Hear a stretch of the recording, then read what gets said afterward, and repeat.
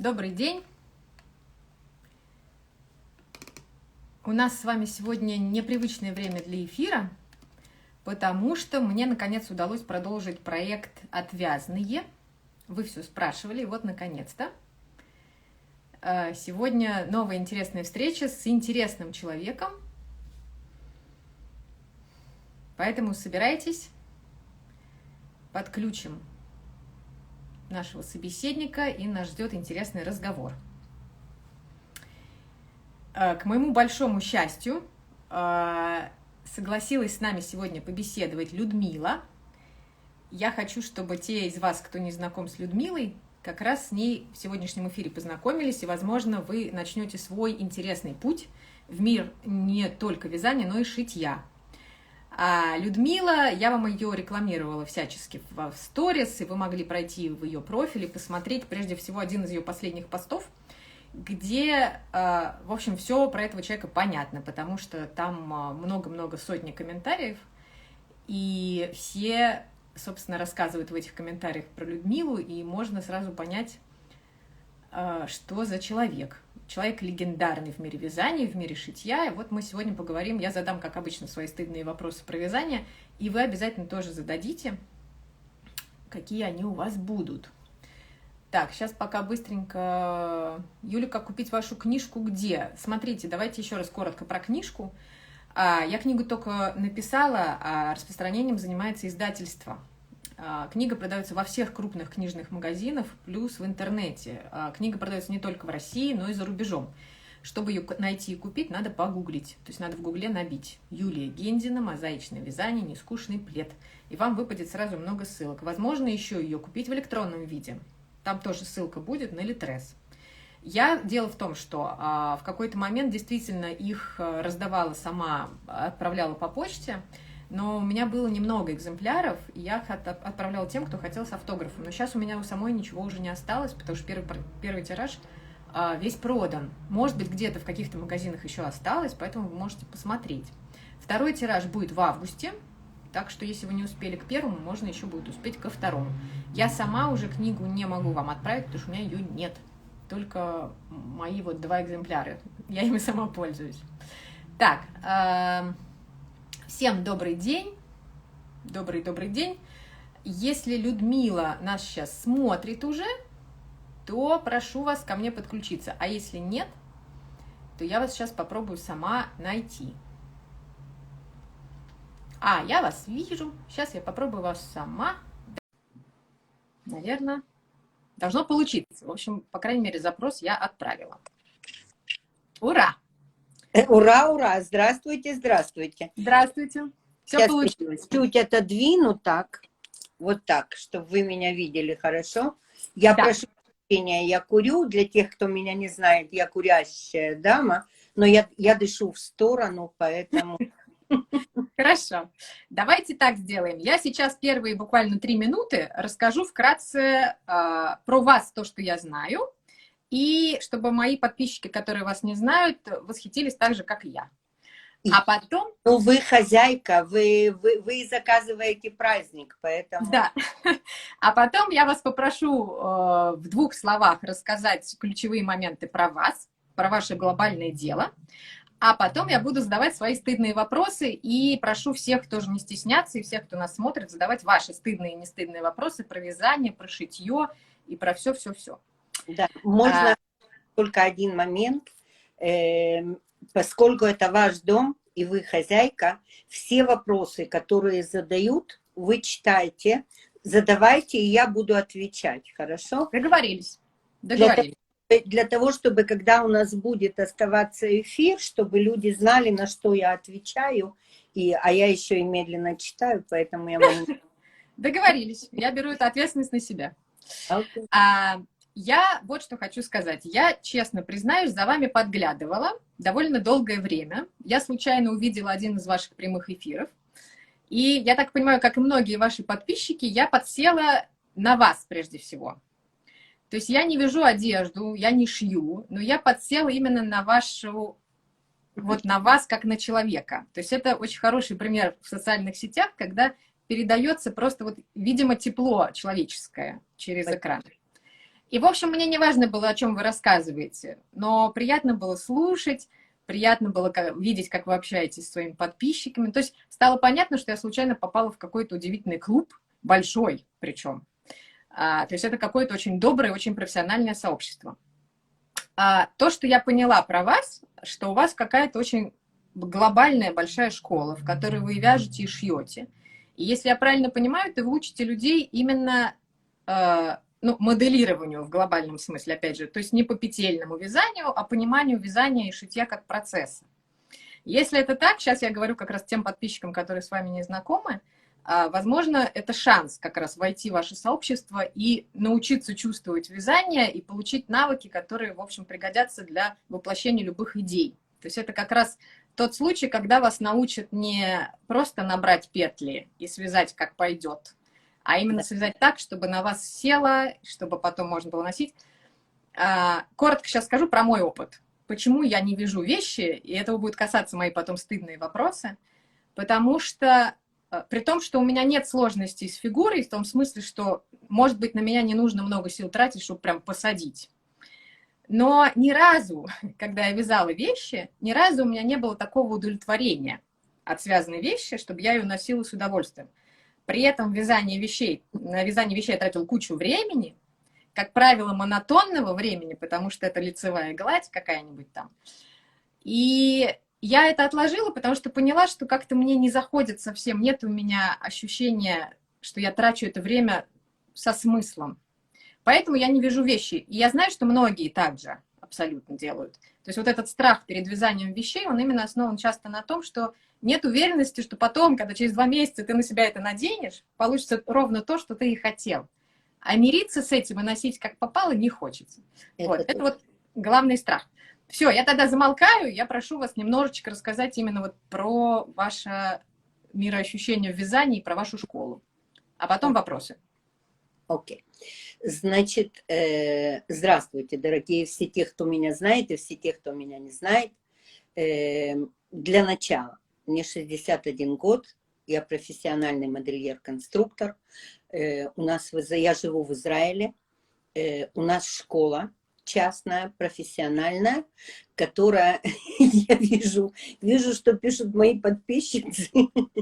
Здравствуйте, дорогие мои, здравствуйте. Здравствуйте всем. У нас сегодня эфир абсолютно как это сказать, не характерный нашему, потому что мы обычно болтаем о том, о чем хочется, говорим о том, что нравится. Тех, кто задает профессиональные вопросы, получает на них ответы. И, в общем, как-то так. А сегодня я чувствую себя прям вот, как это называется-то по-русски. Девочки, мне иногда не хватает слов. Сейчас уже реже. Раньше не хватало больше. Вот, потому что стало много общаться на русском языке. Интервью. Я чувствую себя интервьюируемой. Интервьюируемой. Не важно. В общем, вы поняли. Вот. У нас своя профессиональная школа, которая работает по мною разработанному плану, по мной разработанной технике. Техника называется «Свободная точность», что на английском и на иврите это называется DH, Диюк Ховши. Это значит, то есть это было вроде бы как несовместимое, потому что те, кто умеют шить, они знают, что в принципе изделие для того, чтобы посадить его на фигуру, для этого нужно сделать, как минимум, если вы хорошая швея, то нужно как минимум сделать 2-3 примерки. Я в свое время, так уж случилось по жизни, мне очень повезло, у меня мама была швея и модельер, и для меня это было, я с детства, те, кто на меня подписан, те, кто видел мои первые эфиры, они это знают, наверное, сейчас это уже история 2-летняя, можно повториться. Я шить начала раньше, чем говорить. У меня об этом дома все смеялись, потому что я до 3 лет я практически не разговаривала. Я сидела на скамеечке, у меня у мамы была такая табуреточка возле ее швейной машинки, и я сидела, шила куклам иглой. Меня затягали, у меня в родне было очень много врачей, среди них был мой любимый дядя-хирург, царство ему небесное, который в свое время научил меня вязать. Тогда мне было 7 лет, но вот в 3 года я сидела и шила. И меня затягали по всем врачам, потому что, ну как же ж так, первая внучка, первая дочка в такой известной в нашем городе была семье и не говорит. На что всем отвечали: вы не переживайте, она заговорит. Вот когда ей будет что вам сказать, она заговорит. И так получилось. Я в 3 года заговорила, причем это была отдельная история, как я заговорила и что я кому сказала. Это было близко к анекдоту ситуация такая. Когда все онемели от того, что я заговорила, и вдруг всем стало ясно, что человек не говорящий, это не значит человек не слышащий. То есть я слышала все, что говорили рядом со мной, и все это понимала и на ус, как говорится, мотала. И на это очень нужно, кстати, нам всем обращать внимание, потому что мы очень часто, тогда, когда мы думаем, что нас человек, что человек не отвечает, или человек не понимает, или мы вообще не слышим, как он говорит, мы совсем не знаем, что он понимает. Это я вам могу сказать еще и в стране живущей, там, где по-русски не говорят. То есть очень часто можно услышать беседу 2 дам. Была у меня такая история в жизни, когда в ночном клубе рядом с нами сидели 2 барышни веселого поведения, и они по-русски друг с дружкой они разговаривали, обсуждая тех мужчин, с которыми я сидела за одним столом, и решая, на кого упасть. Окей? В общем, для меня это была такая интересная, знаете, ситуация. Вот это да, это действительно, когда ты понимаешь то, о чем рядом говорят, но не говоришь. А вы себя не раскрыли там, в той ситуации? Вы себя не раскрыли в той ситуации с игривыми женщинами? Нет, в той ситуации я не раскрыла. Единственное, когда одна из них, ей понравился тот мужчина, который рядом со мной сидел, я к ней повернулась и сказала: девчонки, это не про вас. Вот тогда они взяли и больше говорить не стали. Они просто перешли, поменяли столик. Ну, в общем, как-то так. И в 3 года я заговорила, но шить я начала таки да раньше. И у меня мама, у нее было такое правило. И сейчас вот в нашем вязонстве все мои ученицы, они знают, это наше золотое правило. Я приходила к маме, я сегодня эту ситуацию могу видеть со стороны, когда я приходила к ней, я была такая маленькая, худенькая, очень кучерявая, с огромными глазами, ну такая типичная еврейская девочка. И я к ней приходила и говорила: мама, а можно? Показывала, я говорила: мама, а можно? Она мне не давала даже до конца задать вопрос. Я на нее тогда очень злилась, мне было до жути обидно, но она мне делала вот так, она мне говорила: вот твоя табуреточка, вот ты на нее сядь и подумай, потому что сделать можно все. И вот так я выросла. То есть сделать можно все, главное подумать как. В 12 лет в 8 лет я пошила для себя первое платье, потому что у меня была такая ситуация, мне нужно было идти в кино, и вдруг я посчитала, что молодой человек, сидящий за партой рядом со мной, он меня в это кино пригласил. А платья, которые мама мне шила, это были, ну, такие, знаете, обычные детские платья, такие балахонистые, ходили, а в таких балахонах хожу, а тогда мне почему-то хотелось в обтяжку.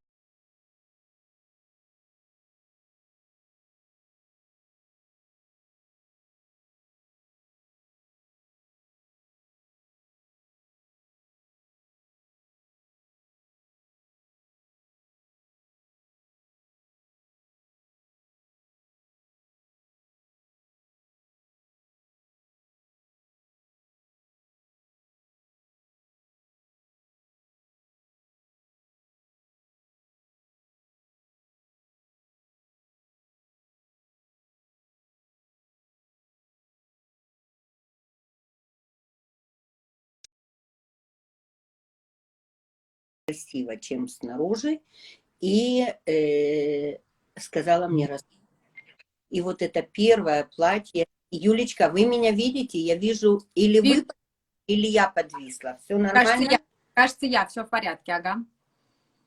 Окей. Все вижу. Вот. И я помню вот эти горючие слезы 8-летней девочки, сидящей на табуретке, распускающей это свое.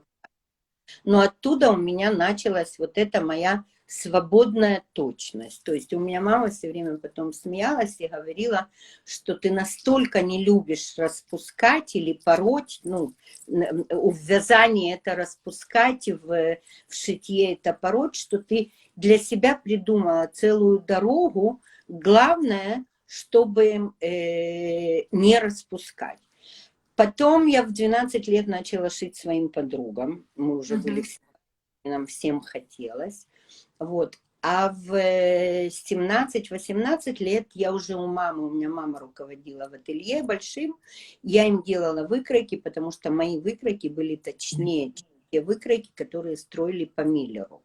И я не буду уходить в швейные подробности, это может быть не всем интересно, но параллельно с 7 лет, где-то с 6 лет, первое у меня, помните, ну вы молодая, вы, наверное, не помните, но вот у нас возле подъездов сидели бабушки и вязали. И меня вот как они сидели и вязали. У меня не было бабушек, которые вязали. То есть меня бабушка научить не могла. Мама вязать у меня не умела совсем. И я пришла домой, я посмотрела, что эти бабушки делали. Благо у папы были огромные гвозди такие.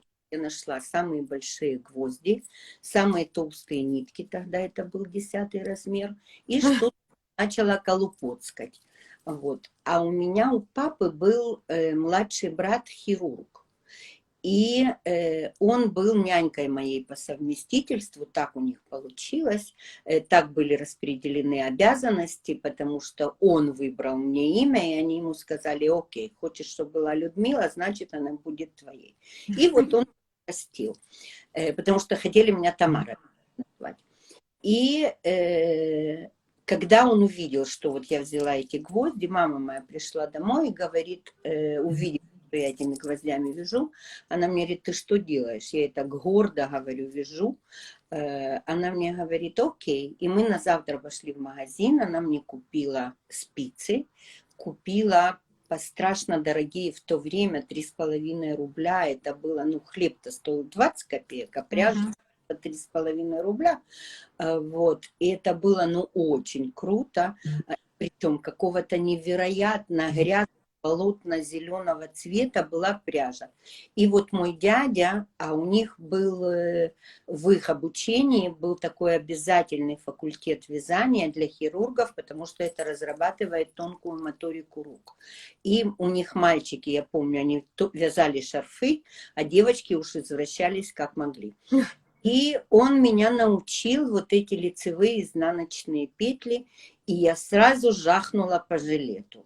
То есть сразу мне нужен был очень жилет из этой вот грязно-зеленой пряжи. Ну, конечно же, я тогда не знала, что можно связать две вместе. У меня в голове не складывалось тогда, что можно набрать одинаковое количество петель, и от того, как ты их вытягиваешь, они дадут разное полотно. В общем, со спинкой я кое-как справилась, а вот две полочки у меня получились абсолютно разные.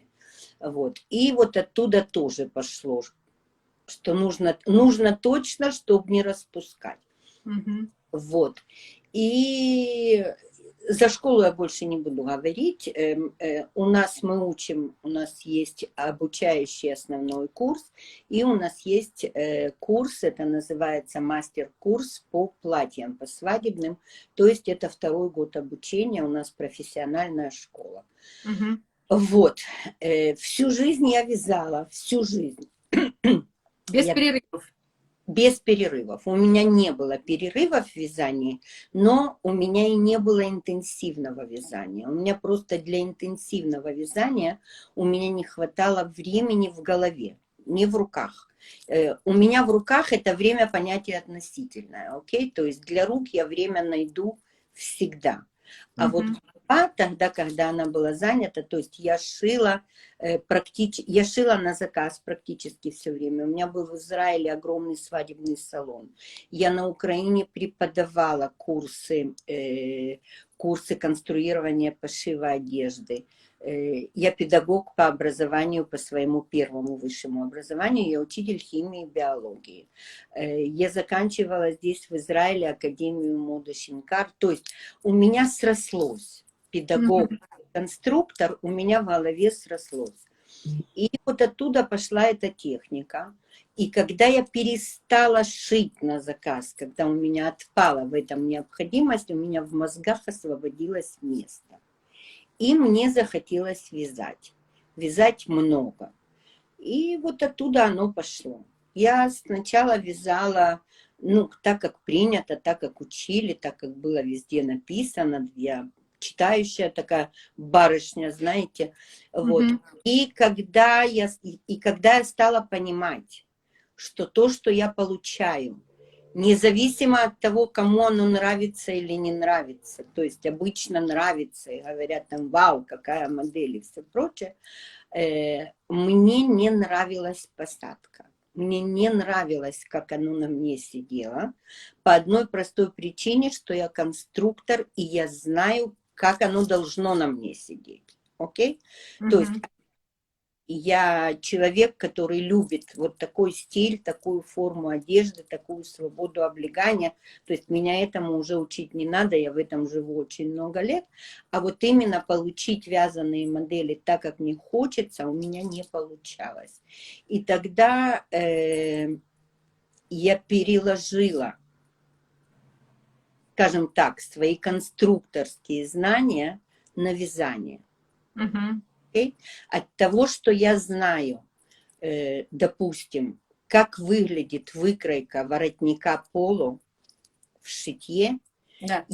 Знаю, что нужно сделать в вязании для того, чтобы он сел так, как хочется, для того, чтобы он отвернулся так, как хочется, для того, чтобы в нем не задрались уголки, и для того, чтобы он сидел так, как он должен сидеть. Это я просто привела пример. Okay? Вот. Меня не устраивал вариант, когда, знаете, мы очень часто видим такие дефекты, когда независимо от телосложения, независимо от плюс-минус сайз, изделие задирается посредине переда, изделие задирается посредине спинки. А я знаю, что нужно для этого связать. Изделие лезет на горло, а я знаю, что нужно для этого сделать. И я стала для себя считать. И вот когда я стала для себя считать, то есть когда у меня сложилось в голове, что арифметика – это арифметика, вернее, не арифметика, что расчеты – это расчеты, мерки – это мерки, тело – это тело. Мы снимаем мерки с того же тела, на которое мы вяжем, мы снимаем мерки с того же тела, на которое мы шьем. И вязание, по большому счету, независимо от способа вязания, это спицы, это крючок, это машинка, это не важно. Это всегда петли и ряды. Всегда. Другого нет. Петли могут быть лицевые и изнаночные. В лучшем случае скрещенные. В лучшем случае накид или прибавка. А все остальное это петли и ряды. И вот когда у меня все это сложилось, вот тогда родилась арифметика. Ваш вот этот известный курс. Да, родился первый курс. То есть у меня до этого были курсы швейные в онлайн. И девчонки, которые ну совсем не умели шить. Были такие, которые приходили, те, которые умеют шить. И от таких людей получить комплименты, сказать: вау, у меня никогда скрытая молния не получалась с первого раза, а тут вот на тебе. Или там: вау, можно не сметывать, нас-то ведь учили сметывать, можно не сметывать, можно не строить выкройку, а вот прям сразу взять ножницы и резать. Для многих это был шок. И у меня вот таких вот курсов есть несколько. То есть есть платья, есть брюки, есть юбки, есть даже на подкладке не только со скрытой молнией. Девочки, которые вообще не шьют, мы налаживаем машинки, они мне фотографируют, я говорю, вот ваша строчка, подтяните эту, затяните эту, сфотографируйте. То есть у меня подруга, профессионал в швейном деле, здесь в Израиле, она говорит, только ты можешь налаживать машинки в Новой Зеландии. Я говорю, смотри, так получилось. Если человек профессионал, он знает, что для этого сделать. Без городить всяких огородов. Я не люблю городить огороды. Я вообще считаю, жизнь, чем она проще, и чем проще подходить к любой ситуации, тем легче эту ситуацию пережить потом. Точно так же, как и налаживание машинки швейной, видеть в ней монстра, она совсем не монстр. Не монстр, она девчонка хорошая. Самое главное с ней разговаривать на том языке, который она понимает. Okay? И то же самое в вязании. Вот когда родилась арифметика, то есть когда у меня спрашивают, с чего начать, я всегда говорю с понимания. Потому что, смотрите, вот то, что вы говорили в начале, покупают мастер-классы. Удачно, если попали в ту плотность, а если не попали. Это вечная история, да. Да, удачно, если умели просмотреть модель. У меня такая была ситуация с джункой. Я купила описание, я просчитала. Причем я же понимающая, да, что джунка, японка, она совсем не Людмила Израильская, ни по росту, ни по ширине, ни по всему. То есть я просчитала процент, насколько мне нужно увеличить эту модель для того, чтобы она была моего размера. Я связала по описанию. Всем понравилось, мне нет. Потому что она не села так, как мне хотелось, так, как я могу это посадить. Это был такой у меня печальный опыт. И я думаю, что такой опыт есть у многих. Потому что, причем еще больше у многих, потому что если, я близка к 60-му размеру, у меня мои объемы близки к 120 сантиметрам, это русский 60-й размер. На такой размер найти описание сложно. И нет. И даже если есть, то попасть потом, вот это, мне это не подходит. Поэтому я всегда говорю, главное понять, именно вот этот принцип понять, что где померить, как посчитать. У меня девчонки все говорят, ты прям как заразила. Без расчетов теперь нельзя, но самое главное другое. У меня девочки делали такой опыт, когда вязали изделия полностью по своему расчету. У меня есть Анечка такая, она говорила, я вязала и специально не мерила. Мне осталось провязать вот такое количество рядов, я провяжу и померяю. И она, да. Вот это счастье. Потому что я всегда говорю, что швеям проще. Швеи шов распустили, максимум подкроили, полотно вязать не нужно. Это очень длительный процесс. То есть связать, у меня была одна такая героиня, она говорит, я на двоечке мужу 2 раза вязала буритную футболку, 2 раза распускала, то есть вязала полностью, распускала, и вот я надеюсь, что после арифметики теперь этого не будет. На что я и сказала, вы героиня, я бы после 1-го раза уже бы не стала вязать. Я ненавижу распускать не потому, что не умею, не потому, что мне жалко времени. У меня его не так много. Я каждый день работаю от 10 до 12 часов не в вязании. Я работаю в школе. Я стою возле доски. У меня каждый день 30 учениц. У нас группы по 10 человек, принципиально небольшие, потому что я считаю, что в больших группах научить нельзя. Сложно, точнее. В больших группах берут деньги, в маленьких группах это мое понимание такое. Поэтому, когда я преподаю, у меня дом, мне нужно приготовить, мне нужно постирать, то есть мне нужно повязать. И вот тогда, когда я нахожу эти 2-3 часа в день или там 15 минут между уроков вязать, и потом вдруг понять, что я вязала не то, что мне нужно, или оно на меня не село, для меня это катастрофа потраченного времени. У меня это началось с модели, которую я нежно люблю. У меня есть модель Patchwork. Ну, так мои мозги устроены, я всегда себе там чего-то придумываю, потом придумываю, как это вязать. Ну, неинтересно мне вязать простые модели. Простые модели, это уже, скажем так, ну, пройденный этап, хотя очень хочется. Вот я сама себе думаю, наверное, я следующее что-то забульбеню там реклама. То есть я придумываю, да, вот. Но у меня есть модель пэтчворк, причем пэтчворк разноцветный. И я там придумала, как его вязать цельно, потому что я фрик цельного вязания. Мгм. Для меня в этом фишка. То есть, поскольку для меня выкройка, плоскость, как говорит моя Юляша, плоскость, это для меня вовсе не проблема. То есть я работаю в этом мире выкроек плоских всю жизнь. А вот именно связать цельно и цельно посадить, для меня в этом фишка. И вот я придумала, как его цельно вязать. И я придумала модель. Я ее нежно люблю, я ее ношу.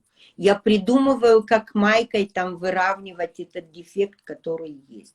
Но мне до жути мешает то, что он у меня задирается. И я все время, я на него смотрю и говорю, надо связать еще один.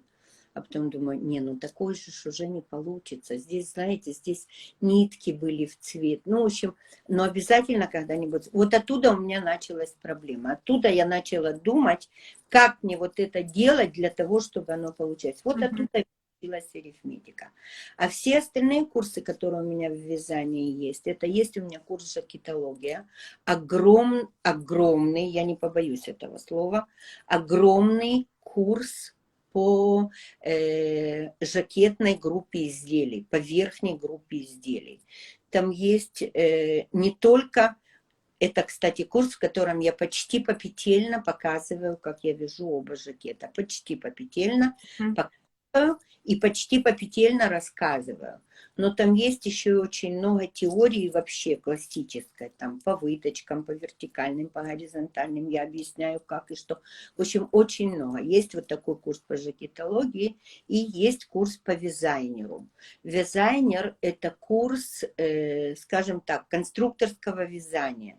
В вязайнере там вообще у меня девочки, у меня была такая, у меня есть победная группа, мы их называем, и они у меня половину курса вязайнера, они у меня каждый день заканчивают. А вязайнер это на минуточку, там каждый день, ну, приблизительно 40 постов. У меня по объему все курсы очень глобальные, все.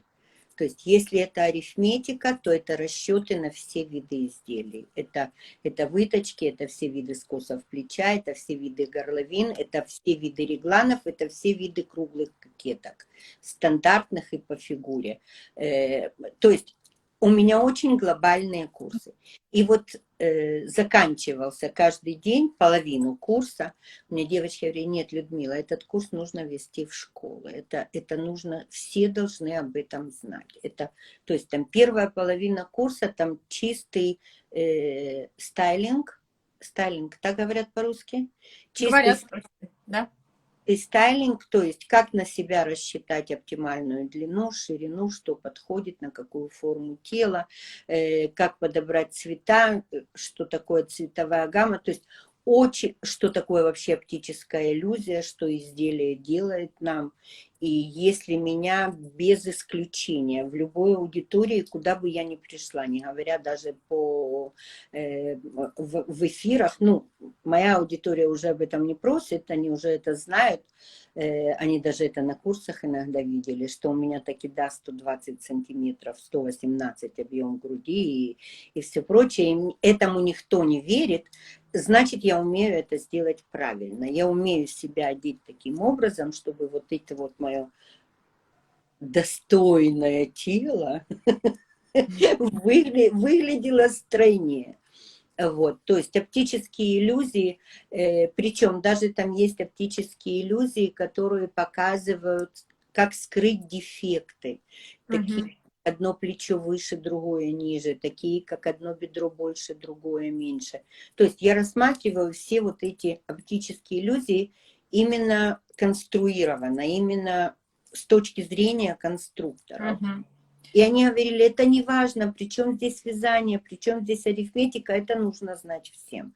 А вот во второй половине, там, где уже пошли горловины, как их вязать, рукава и как их вязать, там что у нас еще есть, капюшоны и как их вязать, воротники, они у меня говорили, мы даже не думали, что есть столько воротников в вязании. Я говорю, ну потому что вы не думали вообще, что столько воротников есть. А теперь давайте поговорим про вязание и подумаем, как нам это можно связать.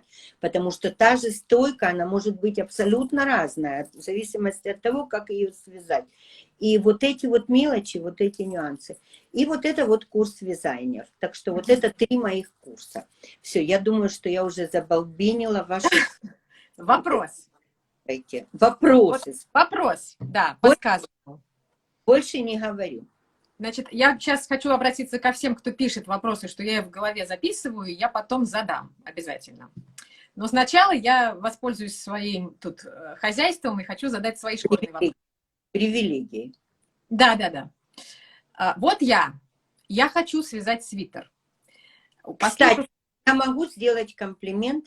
Когда вы ко мне обратились и пригласили меня к себе в эфир, у нас разные платформы, я с вами была даже не знакома. То есть я никогда этим не интересовалась. Я залипла, Юля. Ваши пледы – это произведение, это чудо просто, Спасибо. честно. Все от души. Это невероятно. И я уже у себя в голове складываю, как бы мне вот эту вашу мозаику, может мне ее куда-то жахнуть в какие-то изделия. То есть очень интересно, у вас очень завораживающая техника. Спасибо, очень ценно. Вопросы. Так вот, да, я хочу связать свитер. В моей жизни были свитера, я покупала на Ravelry описание, обязательно реглан, потому что плечевые, я понимаю, что я там ничего не сошью, и сошью криво. В общем, плечевые я сразу сбрасываю. Да, это вы уже поняли, что можно и не сшивать. Да. Но я пока, я умею только реглан самый простецкий, и вот эти все проблемы поднятия здесь, поднятия там, в общем, все присутствовали. Но что я делала? Я иду на Ravelry, вижу на картинке красивую девушку, прикидываю, она похожа на меня по телосложению или не очень. Мне проще, потому что, как правило, похоже. Что? Обычно похоже, потому что вы же стройняшка. Обычно похоже, то есть мне повезло в этом смысле. Я вижу, что примерно надо подобрать похожую пряжу, примерно, наверное, я попаду в плотность, дальше я вяжу, дальше я это надеваю и понимаю, что в таких-то случаях я могу надеть этот свитер, но чаще всего нет, потому что он мне по каким-то причинам не нравится. Значит, но зато в этом описании просчитано как бы все под разные размеры. И мне кажется, что, ну окей, я выбираю свой размер, и должно быть все хорошо, но, видимо, дело в посадке в той самой. А теперь, послушав вас, я понимаю, что на самом деле мне надо идти в школу, ну, к вам или еще к кому-то, и научиться вот этим конструкторским всем навыкам, чтобы понять, что такое выточки, где там что, чтобы все это сконструировать, просчитать, потом вязать, и в итоге я могу связать что угодно, но кажется, что у меня нет для этого мозгов. Ну, в смысле, страх в чем? Что я не смогу, что это такой какой-то глобальный мир, я не смогу просчитать, все считают сразу, что у них по математике было 3, и нет шансов. И поэтому я продолжаю покупать описание в надежде, что когда-нибудь попаду в плотность, в фигуру, и будет ок. И я не думаю при этом, сколько денег я потратила на пряжу, сколько времени я потратила на пустое вязание, потому что чаще всего не ок получается. То есть выход только один – довериться себе и своим мозгам, хотя вот правда, я считаю, что это очень какая-то тяжелая...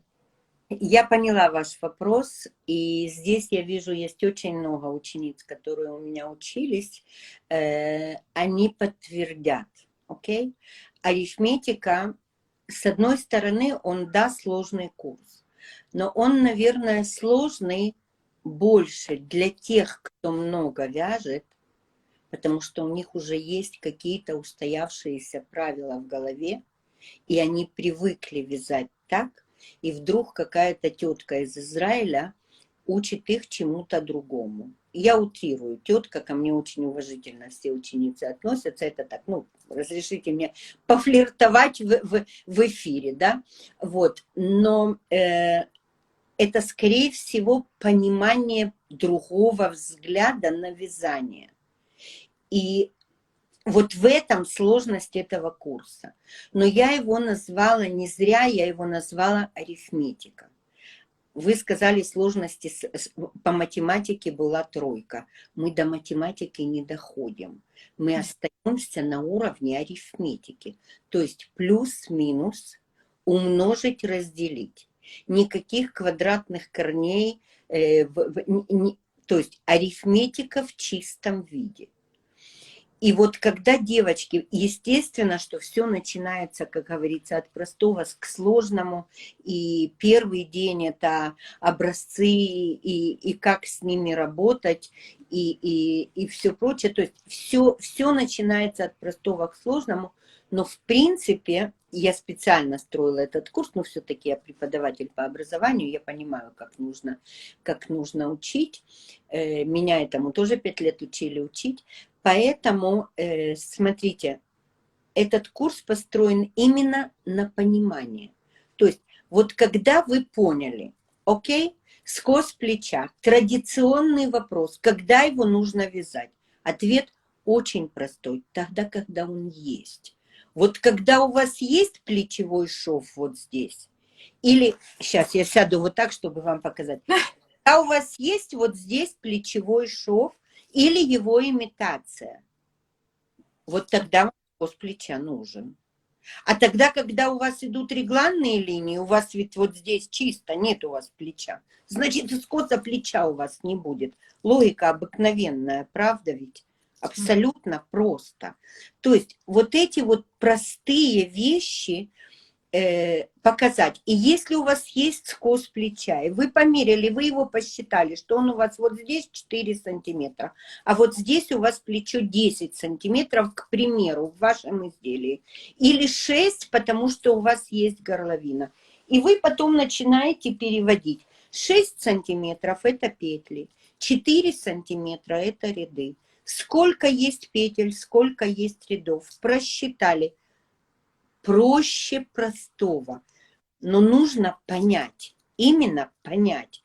А потом дальше мне говорят, а вот если я вяжу снизу, вы вяжете сверху, а какая разница? Скос плеча, он-то ведь скос плеча и есть. Вяжу я сверху или вяжу я снизу, плечо-то у меня осталось одно и то же, естественно, что если я вяжу сверху и цельно, я буду в этих точках по этому расчету, я буду в этих точках разворачиваться и наращивать.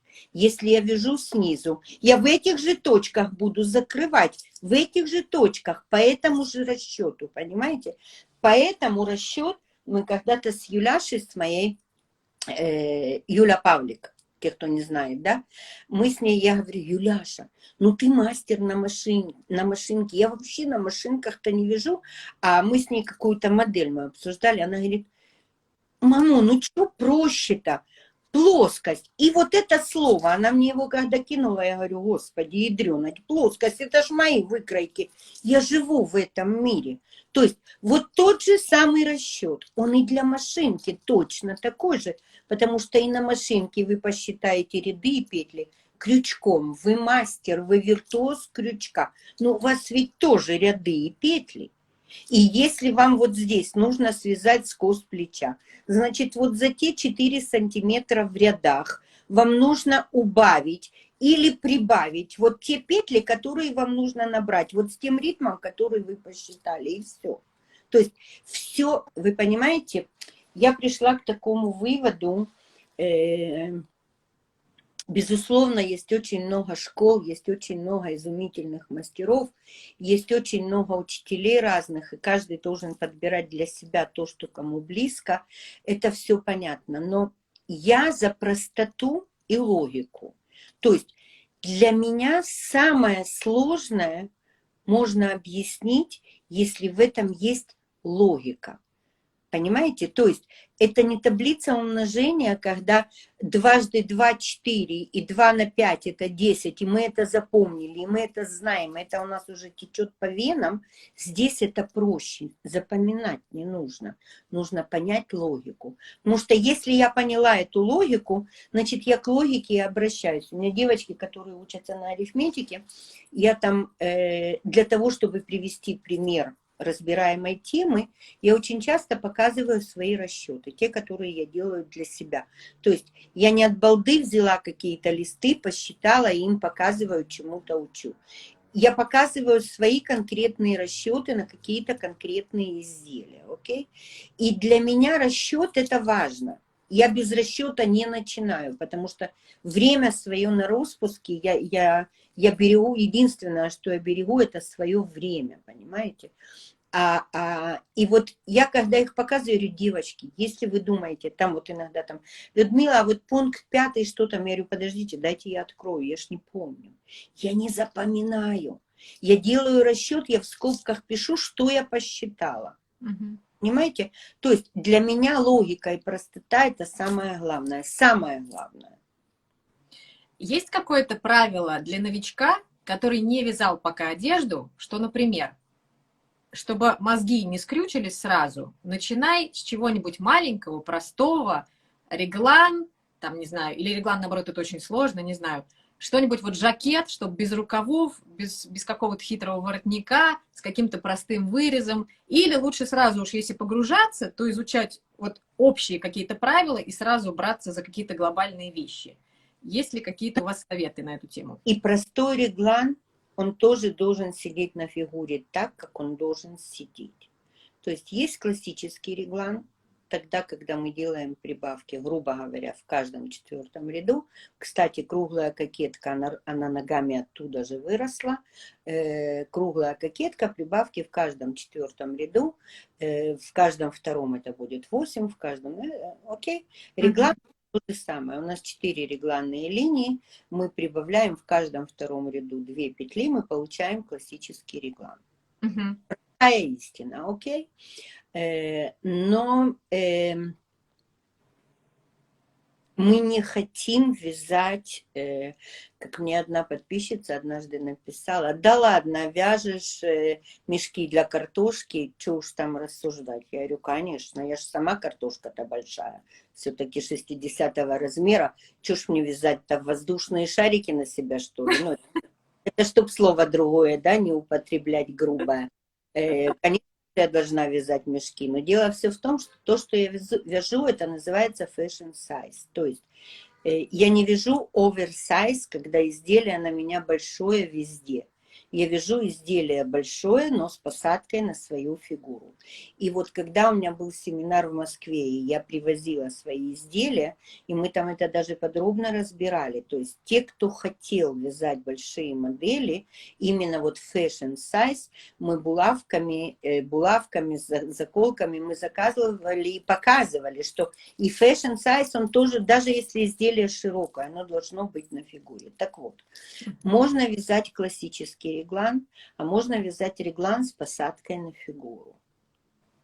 Это тогда, когда у вас ритм прибавок меняется в зависимости от вашего строения тела. Окей? То есть у вас вполне возможно, что, допустим, вам не нужно прибавлять в каждом 2-м ряду постоянно, а вам нужно, к примеру, вам нужно в рукаве, вам нужно прибавлять в каждом 3-м ряду, потому что у вас тонкие руки, а вот в теле вам нужно прибавлять в корпусе по переду и спинке в каждом 2-м, потому что вы хотите выйти на широкое тело, вы хотите, чтобы у вас рука осталась по фигуре, а вот в смысле по руке, по объему руки вы не хотите широкий рукав, а перед и спинку вы хотите сделать сайз широкий для того, чтобы была достаточная свобода облегания. То есть опять же все просто. Меряется длина линии, считается сколько в ней рядов, и потом сколько петель прибавить в рукав и в это. Смотрите, я считаю, что... я помню ваш вопрос, просто интервью, я рассказываю подробнее. Да? Смотрите, я не считаю, что нужно вязать изделия попроще. Я не считаю, что нужно вязать изделия посложнее. Я считаю, что нужно вязать то, что до одури хочется носить. Понимаете? Разумно. Именно так. Я вам приведу пример из своей швейной школы, окей? Потому что школ есть тоже до жути много. И учат разному, и учат по-разному. И когда у меня ученица говорит: Людмила, я вот сейчас куплю такую дешевенькую ткань, я из нее сейчас научусь шить, а потом уже, я говорю, ни в коем случае. Потому что если ты будешь шить из дешевенькой ткани для того, чтобы нужно научиться, ты будешь себя все время заставлять это делать, потому что это не та ткань, что ты хочешь. Ты наверняка эту модель носить не будешь. Это как про пряжу. Угу. Да, поэтому купи себе то, что тебе нравится. Вот ты стоишь в магазине, смотришь, и у тебя слюни текут от этой ткани, и ты уже думаешь, вот у тебя будет вот такая юбка, и ты ее оденешь вот с этим, вот с этим. Ты не спишь, не ешь, это мы о времени. Ты найдешь время, когда дети спят, когда муж убаюкан, когда дом прибран, ты сядешь, и ты за час жахнешь себе эту юбку для того, чтобы завтра ее одеть. Вот так должно быть в вязании. То есть, как по мне, не нужно покупать, я ни в чей карман сейчас не лезу, окей? Но я не считаю, что нужно покупать какую-то пряжу для того, чтобы на ней учиться вязать. Не нужно. Это впустую потраченные деньги. Купите хорошую пряжу, придумайте себе хорошую модель. И пусть у вас есть полчаса времени в день, и вы в кайф, вы будете вот эти вот петельки перебирать и получать удовольствие, представлять себе эту модель. В моем понятии нужно вязать так. Именно вот так. Понимаете? Не по-другому.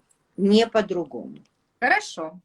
А вот скажите мне, я обучалась реглану по книге Циммерман. Окей. Мне понравилось, что там просто, мне понравился ее слог, и, в общем, у меня все получилось. Но я не помню, чтобы там были вот эти вот вещи по моделированию, в смысле, ну, то есть я помню прям в каждом втором ряду или в каждом четвертом тупо делайте прибавки. Я так и делала, мне нравилось. Мне в целом нравилось, как сидит. То есть я не помню, чтобы она училась, что вообще-то можно здесь измерить, вообще-то на рукаве можно продолжать, а на теле можно увеличить и прочее. Я этого не нашла там, или тогда почему-то у Циммерман считалось, что это не нужно? То есть это какое-то изменение сознания вязального, или просто Да. я не уловила? Это изменение изменение вязального сознания однозначно. Однозначно. Я здесь по-другому даже и сказать не могу. Окей? Потому что посмотрите на дату выхода книги, и вы поймете, когда это было. Я вам больше хочу сказать, что и сейчас очень многие говорят, что реглан это именно вот так и никак по-другому и проще. Опять же, я считаю, что, ну то есть, когда мне говорят, ты должна делать вот так, по-другому нельзя, мои мозги сразу говорят, а почему? То есть, а почему я должна вязать вот тот же реглан для того, чтобы выходить мне на вот такой, ну, то есть классический реглан, да, там 3-я или 8-я доля, широкий выход, и если я прибавляю в каждом втором ряду, у меня обязательно будет широкий рукав. Да. А я хочу! Я не хочу! Я хочу, чтобы рукав был такой, как мне хочется.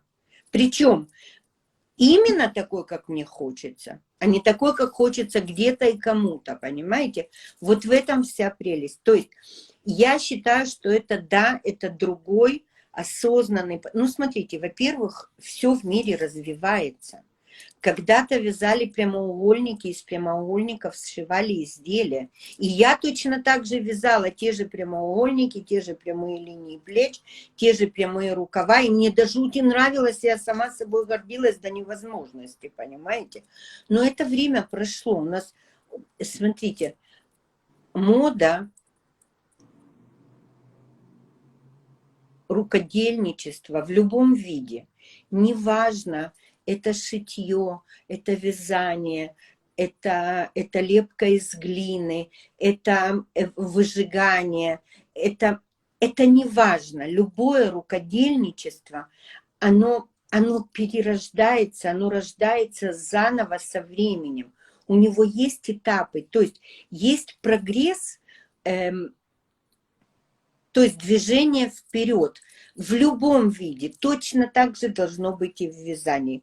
Смотрите, еще 2 года назад, 2,5 года назад, когда я показала, то есть я стала вязать укороченные ряды. Всех умеют вязать. И вдруг я поняла, что я их пропускаю, и мне это неудобно. И мои мозги, они у меня так устроены. Когда я вижу проблему, у меня мозги ее решают. И я придумала вот эти резиночки. У меня были эти резиночки, я ими стала пользоваться. Сегодня ими пользуются, ну, наверное, практически все, осознанно и неосознанно. Это не важно, окей? Но мне тогда очень многие писали, зачем, вот я там с юности записываю, и мне это нравится, я ниточки вяжу, и мне это нравится. Да ради Бога. Ну разве ж кто-то кому-то чего-то заставляет? Абсолютно нет. Маркеры. Зачем? Это новогодние игрушки, вязание превращается в новогоднюю елку. Да ради Бога, ну делайте то, что вам нравится. Самое главное, чтобы человек получал от процесса удовольствие. Важен результат, безусловно. Но пока мы к этому результату придем, себя можно либо заставлять что-то делать, либо делать в кайф. Я за кайф. То есть, если, смотрите, зачем себя в чем-то нужно, ну, скажем так, грубо говоря, насиловать, если можно расслабиться и получить удовольствие. Я такой человек. Я считаю, что можно найти варианты для того, чтобы от хобби можно вязать из простой пряжи ту модель, которая не нравится, если вам за нее платят хорошие деньги. Но если вы делаете это для себя и в кайф, вот тогда я этого насилия над собой не понимаю. От слова совсем. Значит ли это, вот это вот развитие вязального мышления, что вязание перестает быть таким совсем домашним? Ну, раз мы уже учитываем вот выкройки и пытаемся моделировать, и пытаемся какие-то интересные формы сделать, значит ли это, что это выходит на какой-то новый уровень, и тогда уже, ну, подиумный, понятно, но в смысле, что это уже не то вязание, к которому мы привыкли, когда мама в свободное время или бабушка на пенсии, там внукам вяжут носки, то есть это уже, кажется, не только бытовое применение приобретает, а такое более какое-то...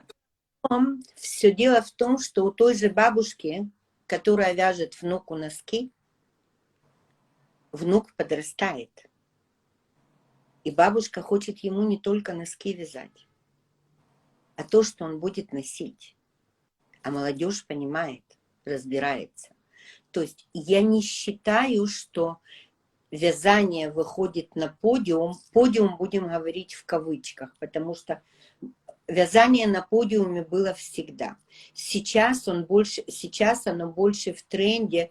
Корона этому еще больше поспособствовала, понимаете, потому что сидят много дома, есть много свободного времени. Мировые политологи и психологи занимаются развитием, куда нужно уводить человеческие мозги для того, чтобы люди с ума не сошли. Поэтому, то есть, весь вот этот вот, все, что называется под этим, это все понятно. То есть, вязание в тренде, будем говорить так, окей? Вот. Но я не считаю, что сейчас вязание выходит на подиум, потому что оно там было всегда. Я считаю наоборот. Я считаю, что вот тот подиум, в кавычках, за который мы говорим, он приходит к нам в дом. Угу. И нам хочется, то есть, безусловно, есть люди, понимаете, которым с простыми моделями, с понятными, с теми же регланами, которые могут быть просто регланы, а ведь может быть и шикарная модель регланом. Я не против регланов, я просто сейчас привожу пример. Хочется... с моей точки зрения, мне лично, для себя, то есть, ну вы понимаете, да, я живу в Израиле, то есть у меня, хотела сказать 2/3, но это гораздо больше. У меня больше вязаных моделей зимних, чем летних. Это меня вот только последний год Лина из Филети подсадила меня на шелка и на летнюю пряжу. Меня еще 2 года назад спрашивали, буду ли я вязать что-то летнее. Я всегда говорю, да нет, ну что вы, зачем? Теперь она меня на это дело подсадила. То есть никогда не говори никогда. Но связать для себя просто, смотрите, просто модель можно купить, просто вязаный свитер регланом. Его можно купить в магазине. Есть достаточно высокие бренды, которые вяжут не только из акрила, которые вяжут из пряж неплохих. То есть это можно купить, это можно связать. Тогда, когда это интересно. Тогда, когда хочется связать что-то другое.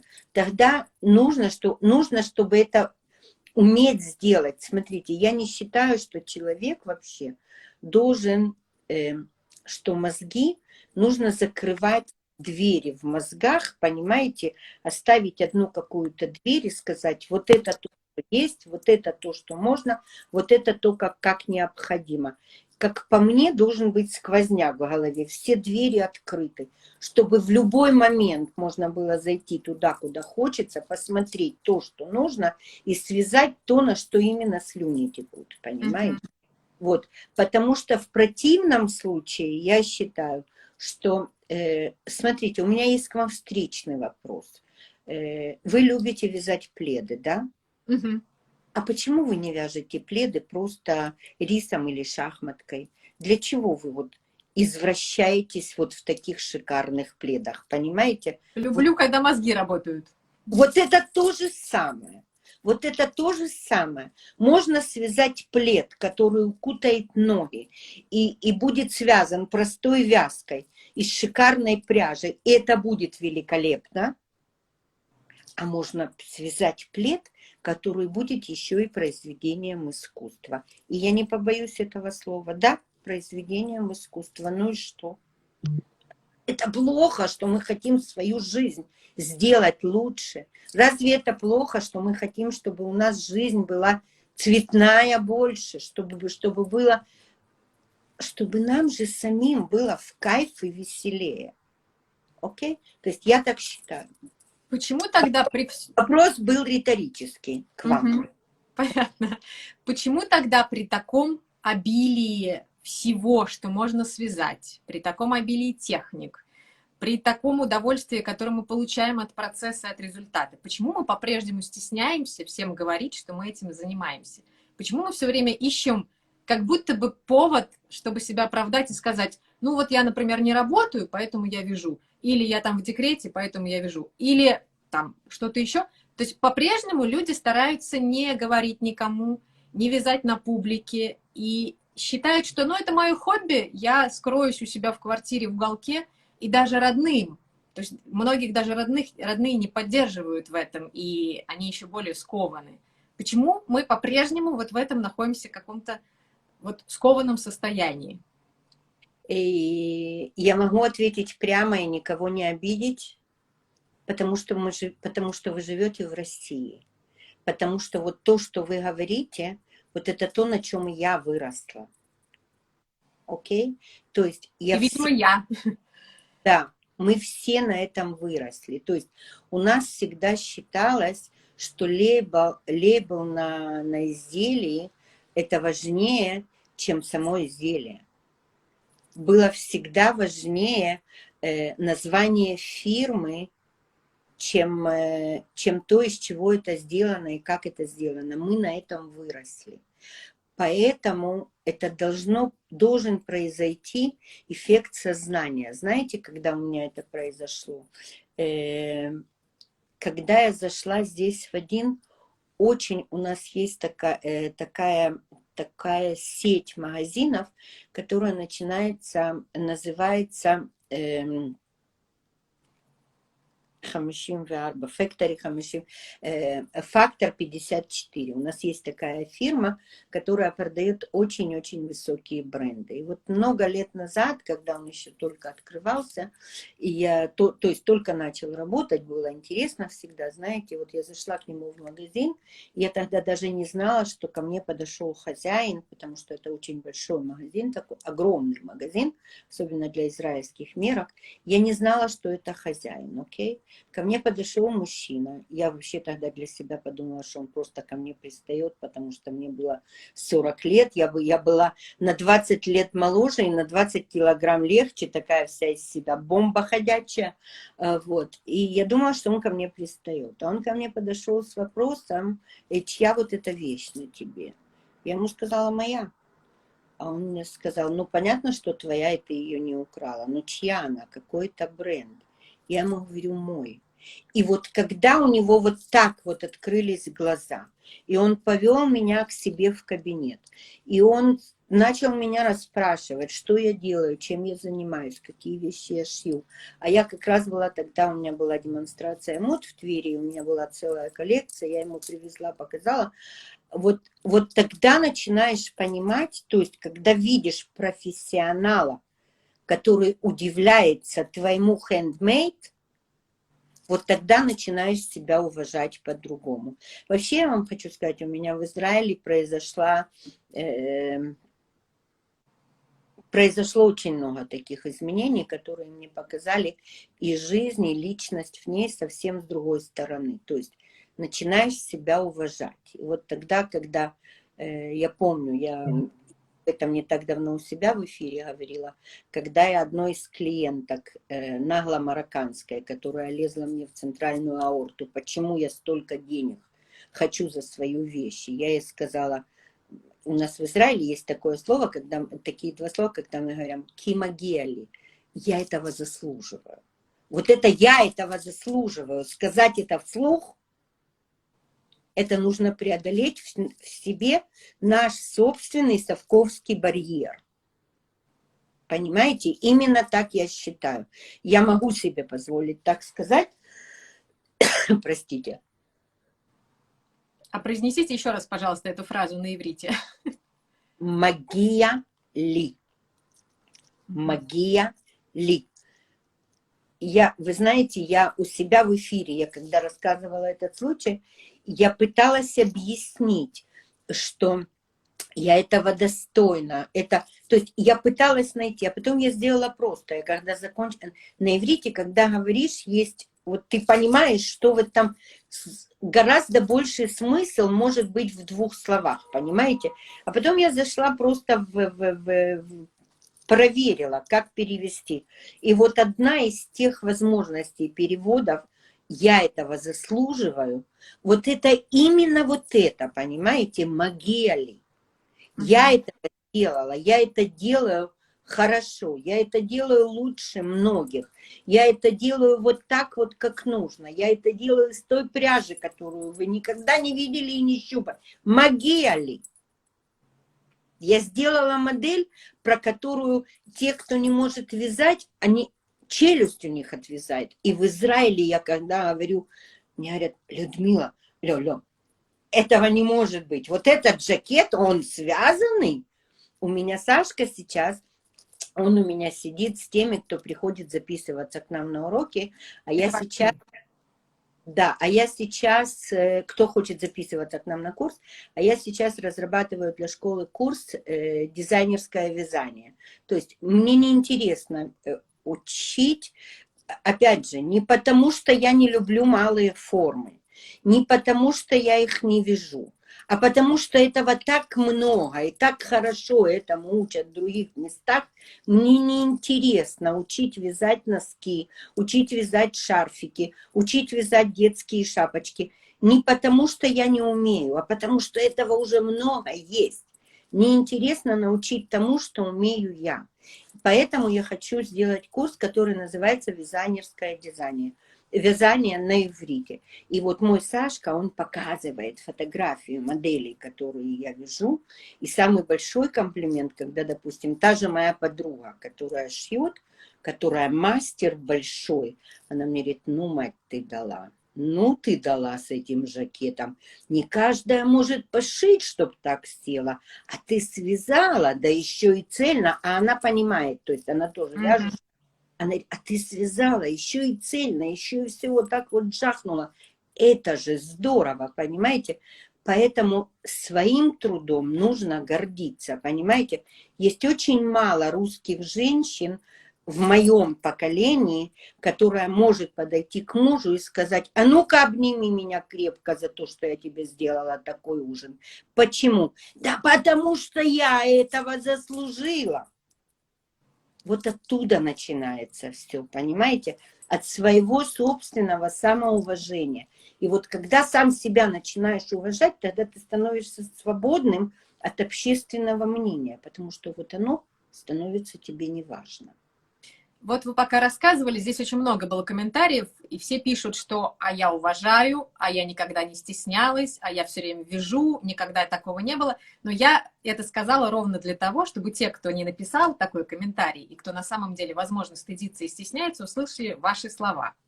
Очень правильные. То есть это для тех, кто на самом деле, и я знаю этих людей, которые предпочитают не распространяться о том, что они вяжут, умеют, считают, что все так могут, считают, что ничего в них особенного нет. Вот, чтобы они услышали ваши важные очень слова. Девчонки, вы не просто особенные, вы очень особенные, потому что вот те руки, которыми вы стираете, готовите, обнимаете, убираете, ласкаете, ругаете, руки, те, которыми каждый может пользоваться, ваши руки еще и умеют вязать. Поэтому вы особенные, очень особенные, и это здорово. Переходим к вопросам, которые были здесь. Хотя у меня тоже еще есть, но я пока задам те, которые были. Спрашивали, вяжете ли вы образцы? И вообще про образцы очень хочется послушать, да, потому что... Обязательно вяжу образцы. Причем сначала у меня мой первичный образец, я подбираю состав, если я смешиваю несколько пряж, и номер спиц к ним, окей? Потому что, ну, выбираю узор. Потом, тогда, когда у меня вот есть этот образец, и я поняла, что вот эта пряжа этими спицами, вот в этом узоре, она выглядит так, как я хочу, и я по этому образцу, я могу рассчитать там, допустим, какие-то базовые свои расчеты и сделать все свои расчеты, потом я обязательно в образце, обязательно, я проработаю вид прибавок. То есть я попробую, как я сделаю в этом прибавку именно в этом полотне, для того, чтобы у меня были... Смотрите, я такой человек, я очень не люблю сюрпризов. В хорошем и плохом смысле слова. Поэтому ткань, перед тем, как я буду шить, я ее постираю. Для того, чтобы у меня потом не было сюрпризов.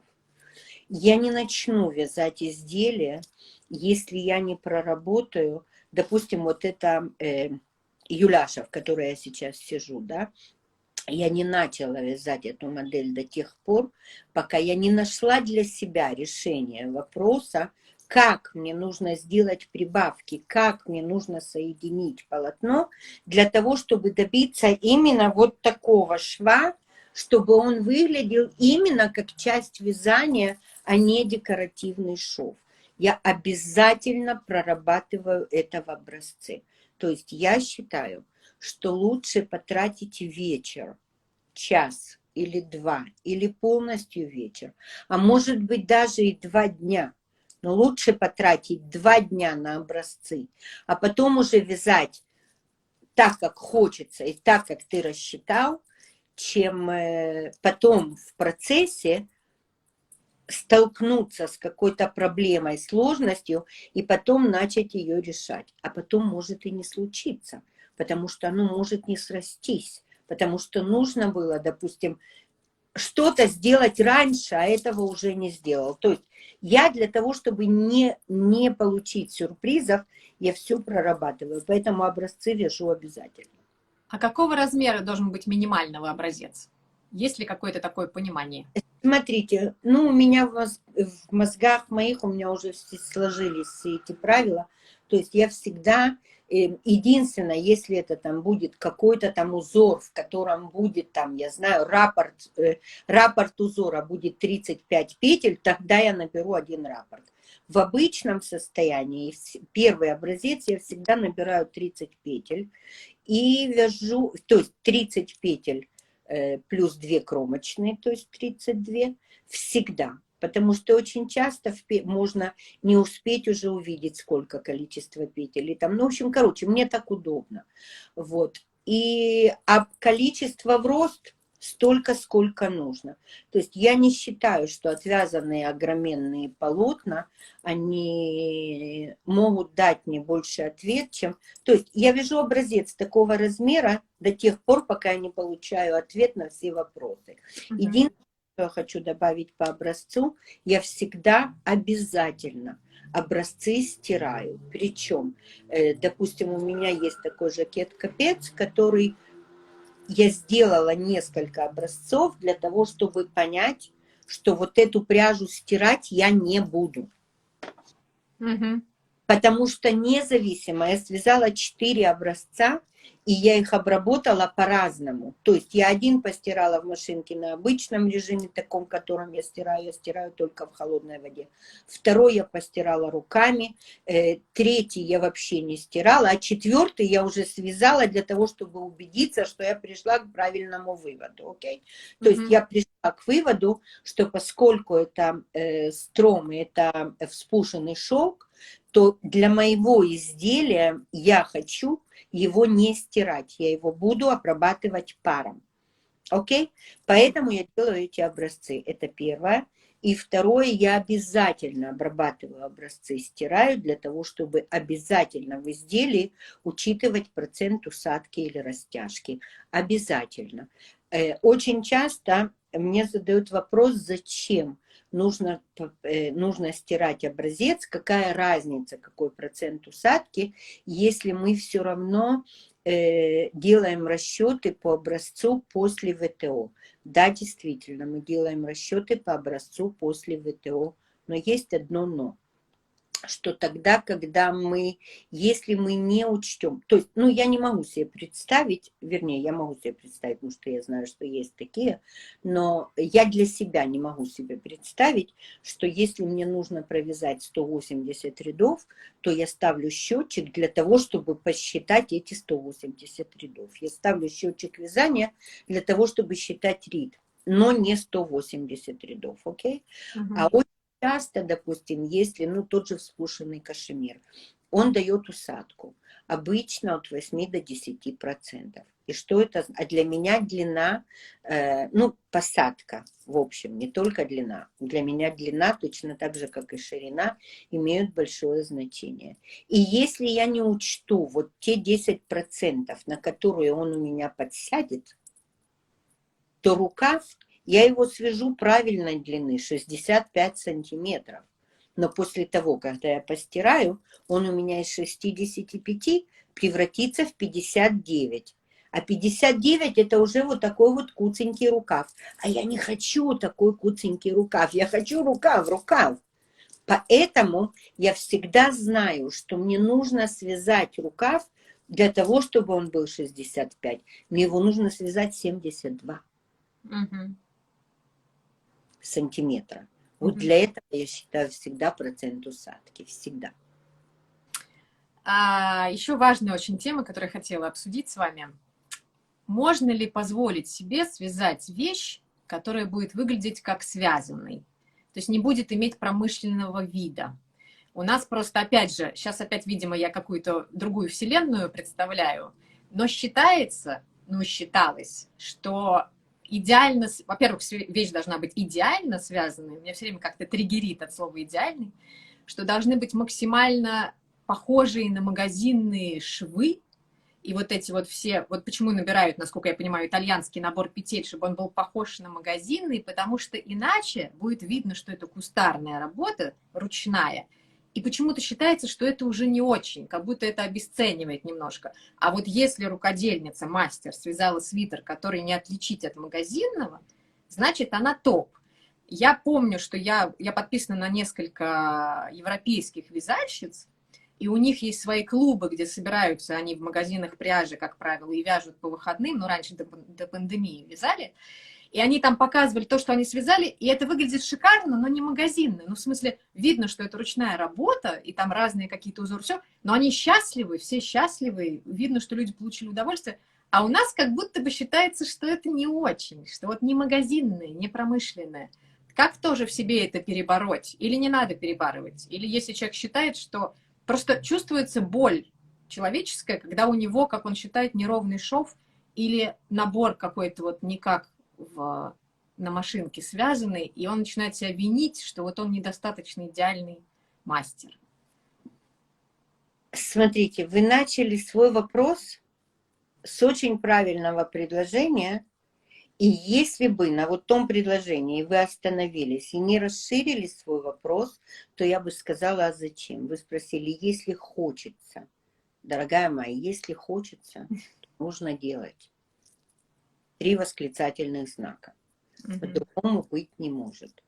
Есть очень высоких брендов, есть работы нарочито handmade. То есть нарочито handmade, именно вот как вы говорите, неровные швы, грубые наружу и все прочее. То есть, если это задумка дизайнера, и давайте-ка будем говорить так, какая нам нафиг, простите за мой французский, разница, это дизайнер высокого бренда или это дома сидящая для себя и для семьи вяжущая модели и придумывающая мастер. Но если она так видит свое изделие, если она хочет вытащить эти швы наружу и показать их, еще и пройти с ниткой другого цвета, чтобы это увидели. А почему делают ниткой другого цвета? Чтобы туда внимание привлечь. Так чего ж нельзя-то? Не просто можно, а нужно. Если хочется. Поэтому вот вторая часть вашего вопроса, вот это как раз тот угол, в который загоняют мои мозги, понимаете? То есть, вот должен быть такой набор, нужно... А кто сказал? То есть, смотрите, я считаю, что мастер, он должен уметь делать все. Он должен, может быть, даже уметь делать это лучше, чем те, кому он учит, если он учитель. Обязан. Окей? Но вот так, чем больше навыков, чем больше смелости, чем больше открыты мозги, и человек хочет сделать, и у него есть для этого в руках инструменты, он не чувствует себя зажатым в какие-то рамки. Понимаете? А зажатость в рамках, вот она и приводит в действие вот эти механизмы стеснения и боязни наших ручных изделий. Понимаете? Смотрите, есть великолепные, как это сказать-то по-русски, господи, есть бренды, которые делают высокую одежду, есть бренды, которые делают моду на каждый день. Okay? То есть есть мода casual, которая Mango, которая Zara, которые по всему миру делают эти модели. Скажите мне, зачем мне нужно вязать свитер такой, как в Mango? Зачем мне нужно вязать свитер такой, как в Заре? Другое дело, именно мне, Людмиле, и нужно такой вязать, потому что у них нет моего размера. Угу. И если я захочу связать модель такую, как в Заре, или такую, как в Манго, из шикарной пряжи, тогда, конечно же, я буду пользоваться только английской резинкой, только вот этим для того, чтобы быть на уровне. Окей? Это тогда, когда я хочу быть на уровне Манго и Зары. Тогда, когда я хочу придумать какую-то другую модель, я буду пользоваться чем-то другим. Хотя я очень уважительно отношусь, именно уважительно к мастерам, которые делают качественно то, что они хотят сделать. Независимо от того, кстати, это нарочитый handmade или это нарочитый casual, который под общую, как это сказать, под общую гребенку, под общую скалу подходит, понимаете?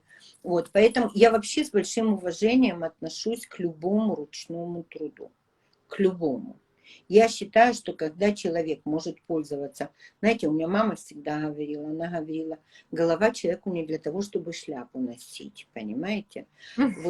Вот точно так же, когда человек пользуется своей головой в нужном направлении и руками в разных направлениях, я очень уважительно к этому отношусь. Очень, понимаете?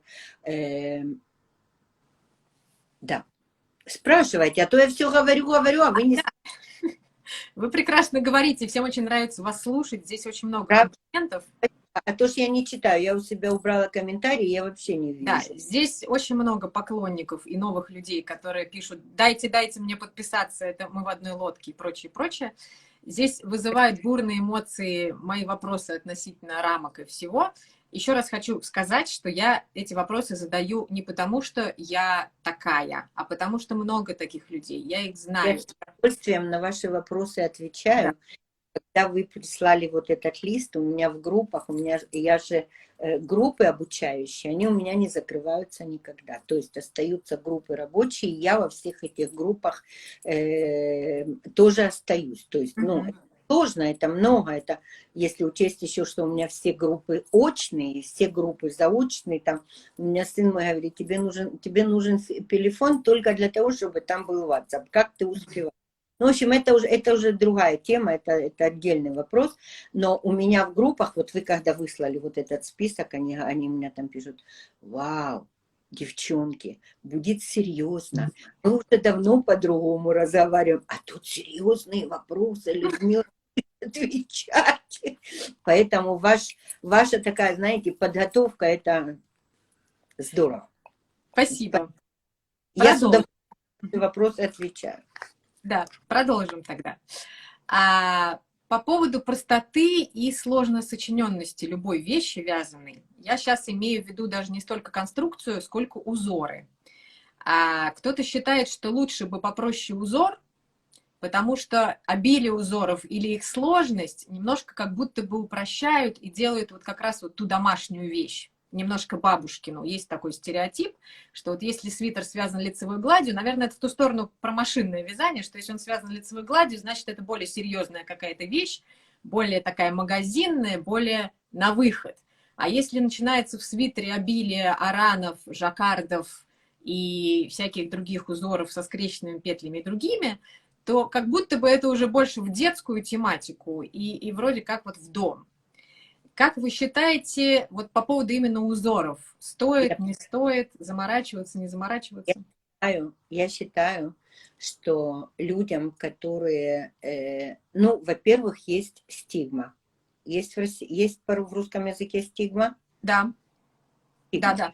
Во-первых, есть стигма. Знаете, стигма, навязанное общественное мнение, что вот это должна быть лицевая гладь и там вот меньше всего. То есть я считаю, что это стигма.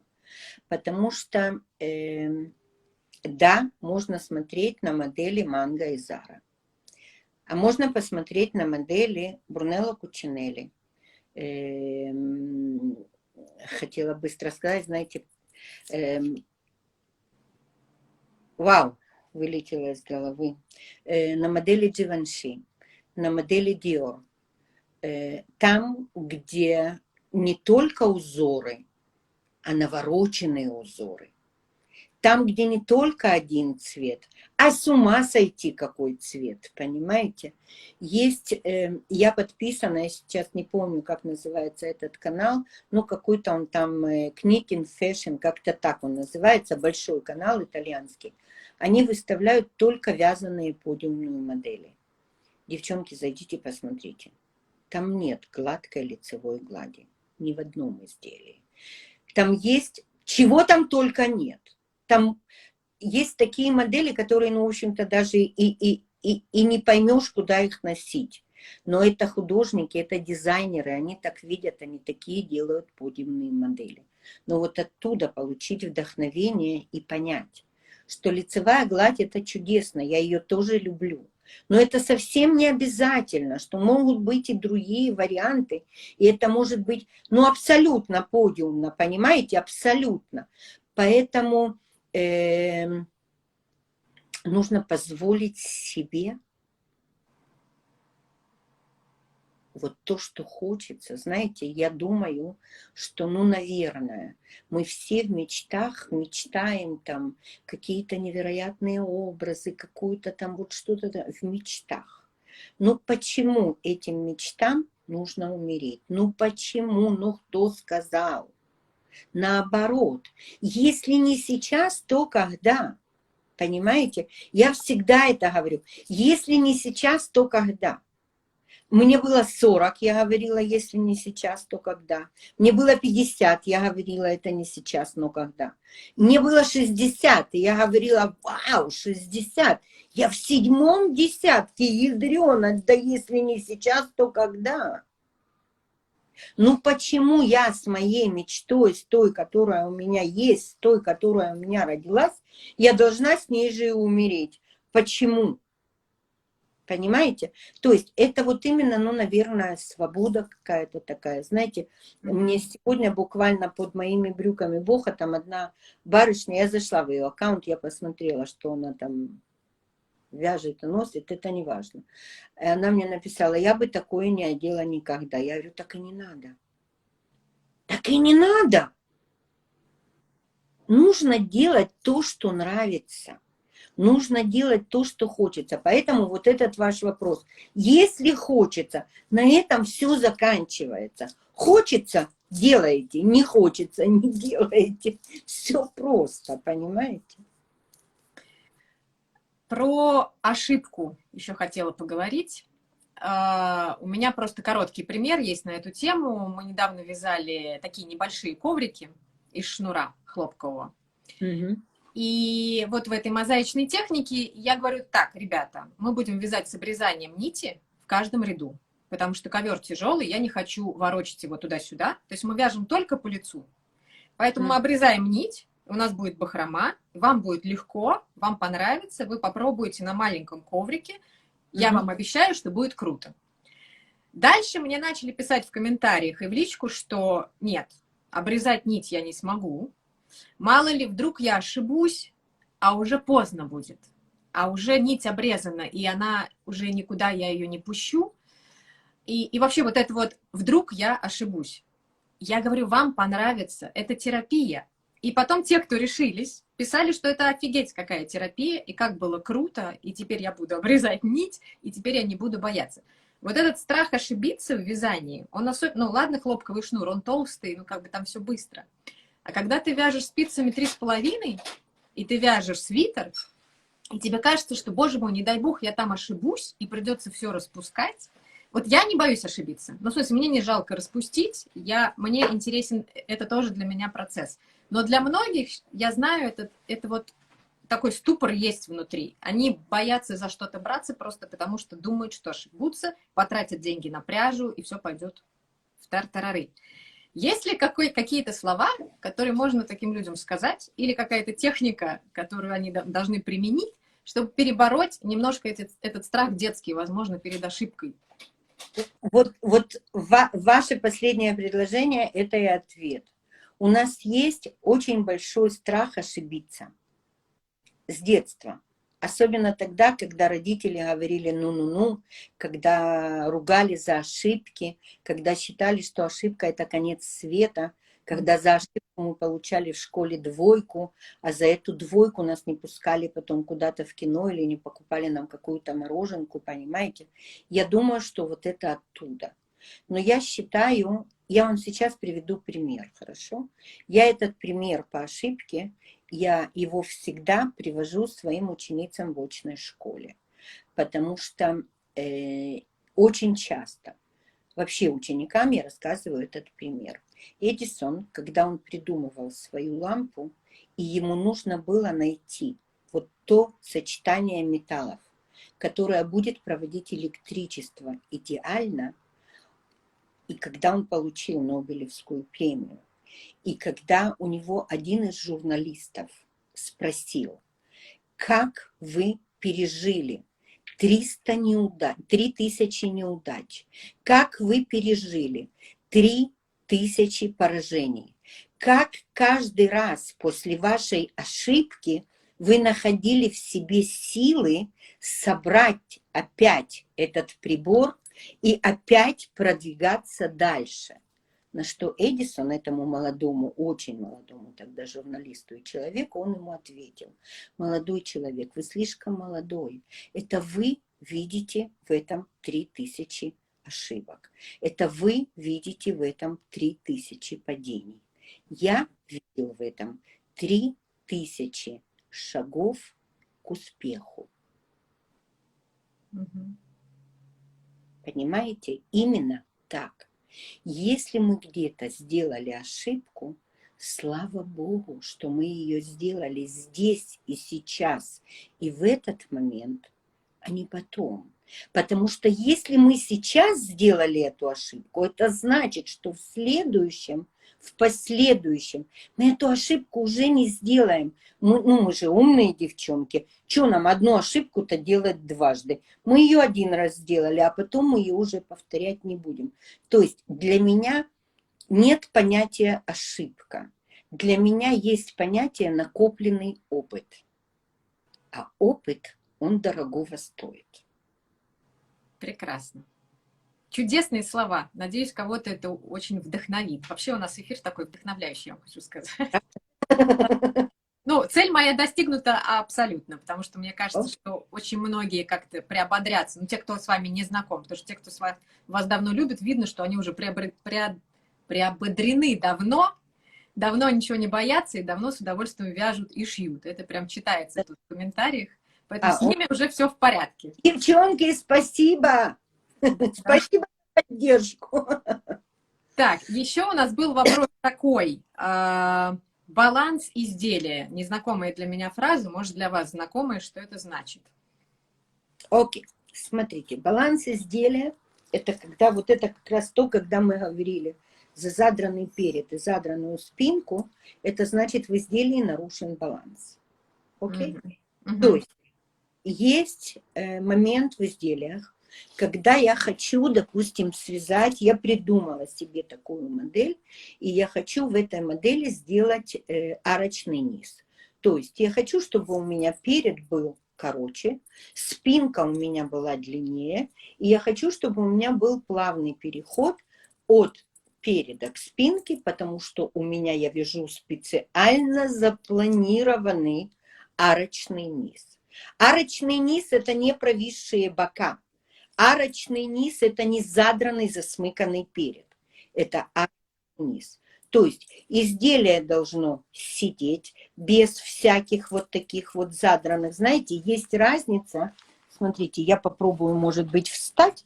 Я не знаю, увидите ли вы меня. Сейчас, подождите, я вас отодвину. Попробую вам показать. Смотрите, если я хочу арочный низ, изделие должно на мне сидеть вот так вот ровно, но оно должно, вы видите, оно должно, ну здесь низ уже не арочный, понимаете? То есть изделие должно сидеть вот так вот ровно, видите, да, но не арочный. Что такое засмыканный перед? Когда он сидит вот так. Видите складка? Да. Это засмыканный перед. Провисшие бока и вот так вот задранный перед, вот это нарушение посадки. То же самое у нас происходит и со спинкой. Когда мы смотрим со спинки, сидит идеальное изделие, вроде бы, но именно вот эта вот фалдочка такая ненавязчивая, она у нас по спинке, понимаете? Это нарушенный баланс. То есть нужно для того, чтобы посадка была правильной, в идеале, линия низа, даже если я хочу, чтобы она была ровная, но спинка была длинная, они должны быть ровные. Ровные с линией бока. Не провисшие бока и задранный низ, а именно ровно. Вот именно для этого мы и вяжем баланс, делаем баланс. То есть вяжем выточки, по спинке мы вяжем росток. Ну, в моем понятии еще и росток у нас делен на 2 этапа, понимаете, без... Не так, как это учили раньше, что росток это вот там куча всяких навязанных рядов вот здесь, а потом изделие лезет вот здесь на шею и показывает горб даже там, где его нет. Что уж говорить про тех, у кого он есть, понимаете? Когда, смотрите, я вам скажу еще одну вещь. К счастью, мое пышное, бренное, понимаете, у меня есть всего. У меня есть большие объемы, у меня есть большой живот. У меня вот здесь вот счастье вдовьего, хоть отбавляй, понимаете? То есть у меня везде всего много. У меня есть горбик, у меня есть сутулость, у меня есть все. Поэтому для меня важно связать это так, чтобы это выглядело так, как хочется.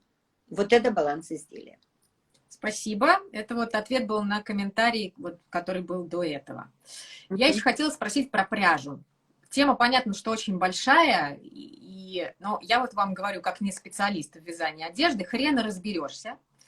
И, может быть, есть какие-то рецепты для новичков, ну, например, какую пряжу лучше не брать, потому что она, ну, пипец сложная, с ней надо как-то возиться, как-то она после ВТО себя ведет плохо. Вот, например, я буду знать, что вот такие составы лучше мне пока не брать, а лучше брать вот эти. Или научусь просто вот понимать образцы, и будет мне счастье, и могу из любой пряжи вязать. Смотрите, в принципе, вязать можно из любой пряжи. Она должна быть приятна, лучше, когда она приятна и комфортна в руках. Но нужно знать, как пряжа себя ведет, а для этого мы вяжем образцы. Допустим, я вяжу из натуральных составов. Я покупаю пряжу в магазине Филати Итальяни. Вообще, если вы хотите послушать про пряжи, вот вам туда. Потому что там профессор пряжных наук, я ее так называю, она объясняет и рассказывает про пряжи так, что начинаешь в этом понимать. Я знаю, что есть девочки, которые записывают за ней, и она просто учит. Знаете, вот она, я не просто говорю, она профессор пряжных наук. Она очень многому учит, очень многому понимает. И когда вы понимаете, что, допустим, есть кашемир, у него такие свойства, есть шелки, у него такие свойства, есть хлопок, и у него такие свойства. Вы можете это смешать, можете не смешивать, можете вязать отдельно. Я с большой опаской отношусь к... Если это будет в чистом виде, у меня был опыт пряжа из бамбука и вискозы. То есть это, ну, бамбук это, грубо говоря, в промышленном производстве, это та же вискоза, это нитка, которая сделана химическим путем из древесины. А бамбук это из бамбука, то есть по той же технологии. Бамбук это новая нитка, ей всего там лет 20, наверное, всего. И она очень полезная, она абсолютно там, ее даже рекомендуют, вот этот сырье бамбука, переработанная, детям делать из нее подушки, потому что она очень антибактериальная, окей? Не просто вязать, а именно вот даже набивать вместо ваты, набивать вот этой бамбуковой вискозой, грубо говоря, вот этим сырьем. Ее очень здорово подмешивать для того, чтобы ее стабилизировать, потому что тогда, когда она в чистом виде, она плывет до невероятных размеров. И нужно знать, что когда изделие плывет, то есть фокусов не бывает, понимаете, есть петля. И есть пряжа, которая держит петлю, а есть петля, которая плывет и ее вот так вот вытягивает. То есть она схлопывается и вытягивается. Угу. Так вот, ее нужно стабилизировать для того, чтобы держать вот в таком состоянии и плотно вязать. Но эта пряжа, как бы вы ее плотно не вязали, если она будет одна, она все равно схлопнется. Для меня то, что изделие будет длиннее, это не страшно. Для меня страшно, если оно начнет быть в обтяжку. То есть, если оно сядет мне на фигуру с меньшей свободой облегания, чем мне нужна. Вот это эти сложности. А вообще, любой состав, любая пряжа, образец, и будет нам счастье. Угу. Окей. Про свободу облегания. Мы вот уже затрагивали эту тему, и вы говорили в самом начале, что оверсайз – это не то, что просто большое изделие на тебе. Нет, оверсайз – это большое, это я поправлю. Если что-то не так поняли, если кто-то меня не так понял, я оверсайз, смотрите, я знаю, что есть очень много применений всяким разным словам, но есть профессиональные объяснения и профессиональные применения. То есть перевод оверсайз – это значит большой размер. То есть та модель, которая оверсайз, она овер везде. Вы возьмите на себя, если у вас муж крупнее вас на 3-4 размера, 5, возьмите мужеву футболку, мужево худи, оденьте на себя, закатайте рукава, но вот это будет оверсайз, потому что он большой везде, он большой в горловине, он большой в длине, он большой в ширине, он большой в рукаве. Вот это оверсайз. Я о том, что я вяжу fashion size. Size – это модный сайз, то есть модный размер. Я увеличиваю там, где я хочу. Я хочу делать корпус широкий, узкие рукава, я это сделаю. Я хочу сделать рукава широкие, корпус узкий, это тоже fashion size. Я его сделаю, окей? То есть на мой 44 размер круто, если я не просто свяжу свитер 46 размера, а круто, если я там рукава оставлю те же, а увеличу где-нибудь внизу, или, например, воротник сделаю пошире. То есть в этом будет как раз... Это и есть свобода облегания, то есть у меня будет свобода облегания по телу, а по рукавам, например, ее не будет. Есть свобода мысли. Вы свяжете то, что вы хотите и как вы хотите. Вы расширите там, где вы хотите, и вы заузите там, где вы хотите. Я этот пример, опять же, на семинаре в Москве, мы это разбирали на примере моей сказки. То есть абсолютно fashion size. Ну, у меня вообще fashion size. То есть узкие длинные рукава, удлиненная линия реглана и огромная 4,5 метра в складочку оборка. Я не знаю, знаете ли вы эту модель. Сказка. Я посмотрю теперь. Важно, сказка с оборкой. И вот когда мне говорили, что ну вот там большие размеры, я говорю, сейчас мы это все разберем. Мы разберем, что такое fashion size, потому что нужно понимать. Fashion size – это небольшая модель.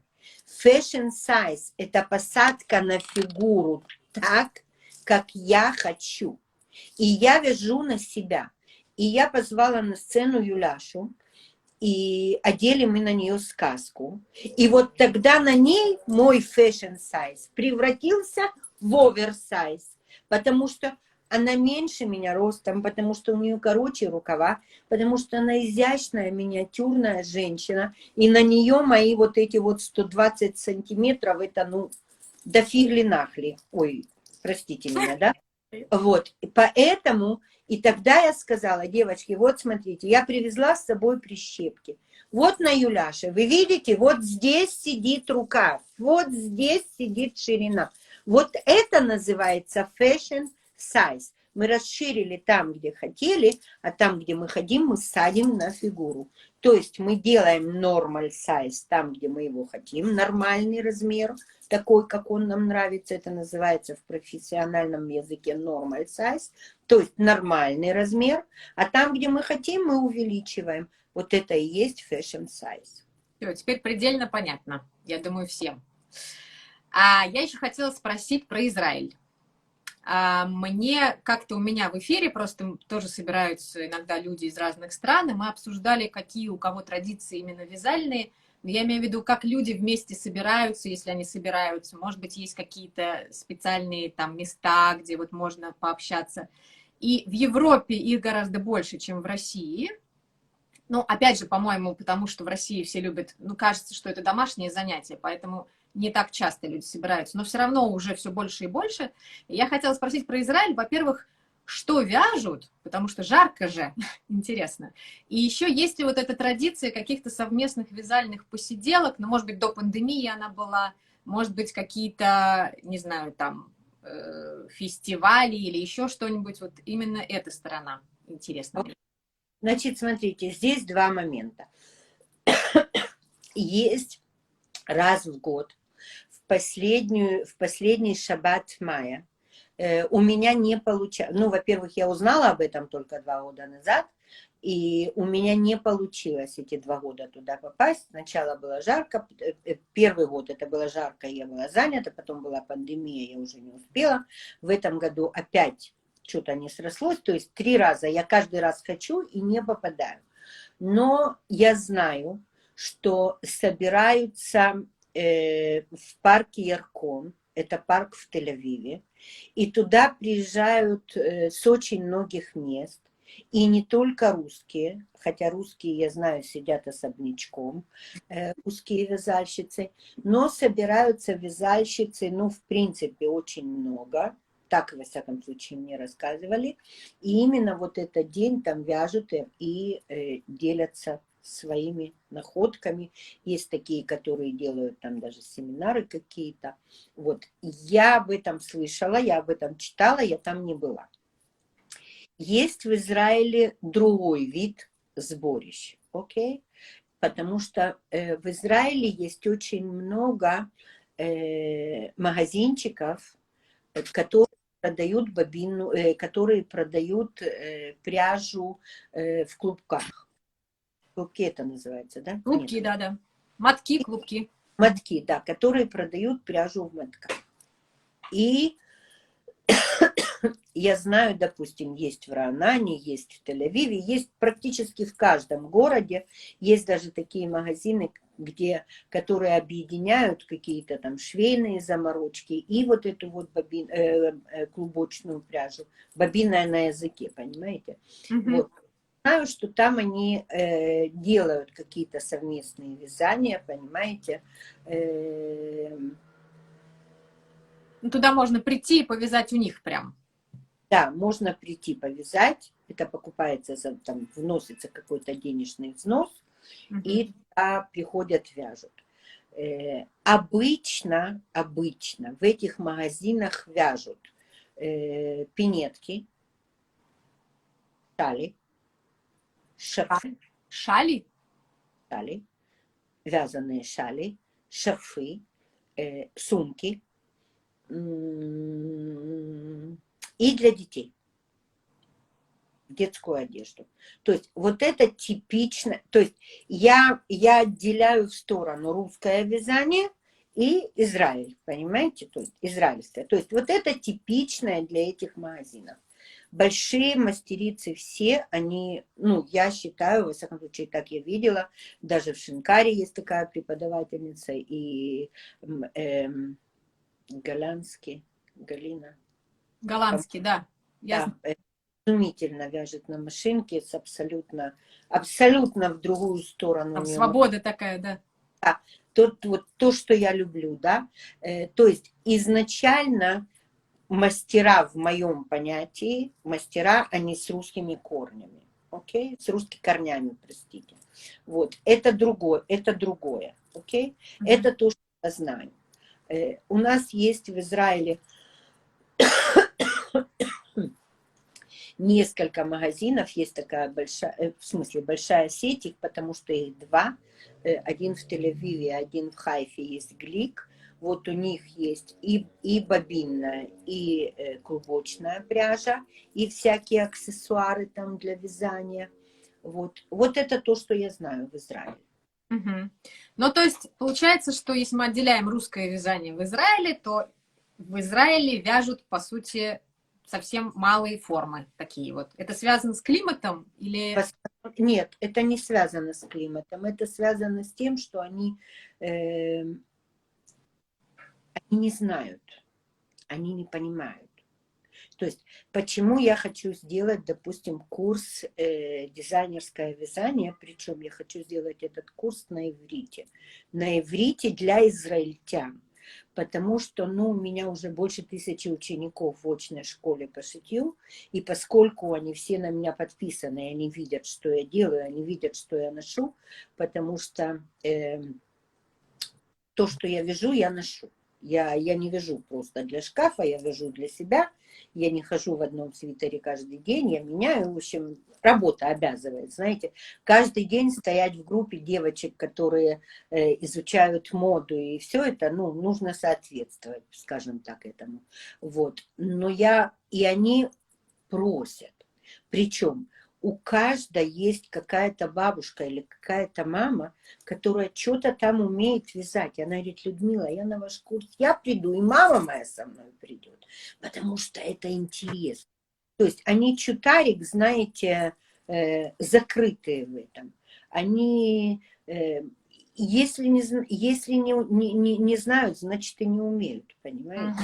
И никто не показал. То есть вот если там сейчас вязание вошло в тренд, и у нас есть такой город Раанана, где живет много там каких-то там звезд, скажем так, телевидения, там есть вот такой магазин, и вот там они там, ну, в запой они там рассказывают, знаете, вот эти спицы в палец, и они вот плетут вот эти шарфики, и счастья полные, понимаете? Ну, то есть то, что для нас уже, ну, у нас в генах уже давным-давно другие вещи, понимаете? А у них счастье. Правда ведь? Вот в этом счастье. Да, абсолютно. Людмила, я вам благодарна очень. Я просто знаю, что у вас сегодня еще свой эфир, и мне хотелось бы, чтобы вы смогли его провести, чтобы у вас еще остались на него силы.